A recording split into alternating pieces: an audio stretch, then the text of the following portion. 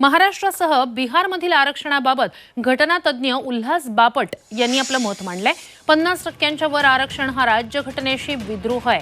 वाढीव आरक्षण न्यायालयात टिकूच शकत नाही असं मत उल्हास बापट यांनी व्यक्त केलंय। तसंच महाराष्ट्रात मराठा समाजाला देण्यात आलेलं 10% आरक्षण घटनाबाह्य आहे, ते टिकणार नाही। तसंच सगळे सोयरेचा अध्यादेशही न टिकणारा आहे। त्यामुळे मराठा समाजाला ओबीसीतून आरक्षण देणं हाच एकमेव पर्याय असल्याचं मत बापट यांनी मांडलंय। तर अनेक महत्त्वाच्या मुद्द्यांवर उल्हास बापट यांनी आपलं मत व्यक्त केलेलं आहे। एकीकडे मराठा आरक्षण जो सगळे सोयरे अध्यादेश आहे तो न टिकणारा आहे असं त्यांचं म्हणणं आहे। मराठ्यांना आरक्षणासाठी ओबीसीतून आरक्षण हाच कायदेशीर पर्याय असल्याचं त्यांनी म्हटलेलं आहे। दुसरीकडे 50%च्या वर आरक्षण हा राज्यघटनेशी विद्रोह असल्याचंही उल्हास बापट यांनी म्हटलेलं आहे। तर घटनातज्ञ उल्हास बापट यांच्याशी बातचीत केली आहे आमचे प्रतिनिधी अरुण मेहत्रे यांनी।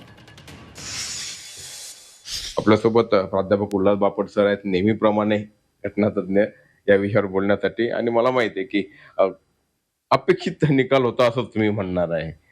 एक तर मागास आयोग असायला पाहिजे, त्यांनी तो जो कुठलं तुमची जात जमात आहे ती मागास ठरवायला पाहिजे। एम्पिरिकल डेटा पाहिजे 2, आणि तो आत्ताचा पाहिजे, कंटेम्परेनियस असा शब्द आहे। आणि 3 50%च्या वरती जाता कामा नये, याला ट्रिपल टेस्ट म्हणतात। आता या ट्रिपल टेस्टमध्ये हे बिहारचं बसलं नाही, आणि सुप्रीम कोर्टाचे निर्णय हे सर्व हायकोर्टांवर बंधनकारक असतात। त्यामुळे हायकोर्टाने हा निर्णय दिला। आज महाराष्ट्रात सुद्धा 10% जे रिझर्वेशन दिलं आहे ते टिकणार नाहीये, हे 100% आहे अगदी। हो, का दिलं तुम्ही? तर त्याचं कारण असं आहे की जर का मराठा मागास ठरलं तर त्यांना ओबीसीतच घालावं लागेल आत्ताच्या कायद्याप्रमाणे, आणि मग ते ओबीसीचं रिझर्वेशन कमी होतं, आणि त्यामुळे ओबीसी मराठामध्ये हा वाद चालू आहे। त्याचा फायदा राजकीय लोक घेत आहेत। मला असं वाटतं की हे दुर्दैव आहे। राजकीय लोकांनी सामंजस्य दाखवायला पाहिजे आणि आपल्या लोकांना समजावून सांगायला पाहिजे की 50% ज्यांना गरज आहे त्यांना 50%त बसावं लागेल। हे राजकीय नेत्यांनी ही भूमिका मॅच्युअर घ्यायला पाहिजे, पण तेवढी मॅच्युरिटी आपल्याकडे नाहीये।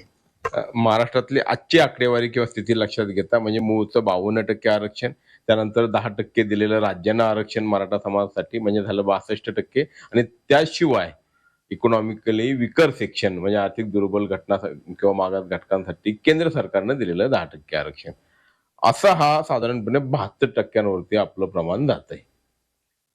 नाही, कसं आहे, हे जे इकॉनॉमिक विकर सेक्शनचं जे दिलेलं रिझर्वेशन आहे हे या रिझर्वेशन मध्ये नाहीये, ते फक्त ओपन कॅटेगरीला आहे। त्यामुळे ते नको आपण धरायला।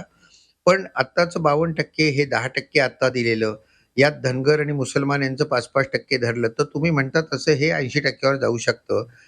हा घटनेशी विद्रोह आहे, हे घटनेचा अर्थ नाही। व्हिडिओ जर्नलिस्ट विकी कांबळे, अरुण मेहत्रे, झी 24 तास, पुणे।